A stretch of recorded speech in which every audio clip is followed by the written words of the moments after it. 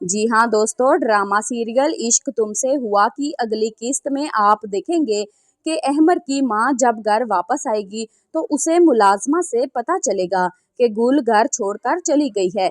असफी और असद दोनों को अपने साथ ले गई है और वो अपने भाई नुमान के घर चली गई है। फिर आप देखेंगे कि नफीस अहमर के घर अपने बेटे असद को लेने आएगा। वहां आकर उसे पता चलेगा कि गुल घर छोड़कर चली गई है और असद को भी अपने साथ ले गई है।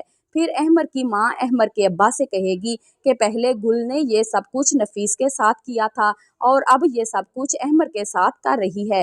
पहले नफीस को छोड़कर मेके चली गई थी और अब अहमर को भी छोड़कर अपने मेके जा बैठी है और असद और असफी दोनों को साथ ले गई है।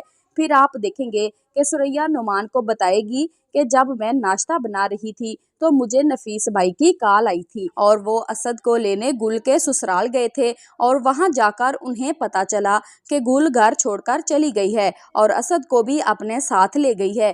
फिर गुल का भाई नुमान गुल से कहेगा कि गुल, इतना सब कुछ हो गया और तुमने आज तक अपने भाई को कुछ बताना भी मुनासिब नहीं समझा।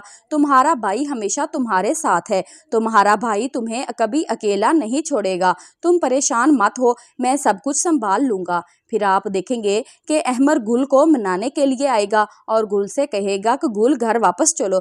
गुल कहेगी कि मैं घर वापस नहीं जाऊंगी, मैं अब दोबारा गलती दोहराना नहीं चाहती, मेरी बस इतनी ही गलती है कि मैंने तुमसे शादी की और तुमसे शादी करने की वजह से नफीस असद को मुझसे छीनना चाहता है और मैं असद के बगैर नहीं रह सकती। फिर अहमर गुल से कहेगा कि क्या तुम्हारे लिए असद ही सब कुछ है? क्या मैं और असफी तुम्हारे लिए कोई मानी नहीं रखते?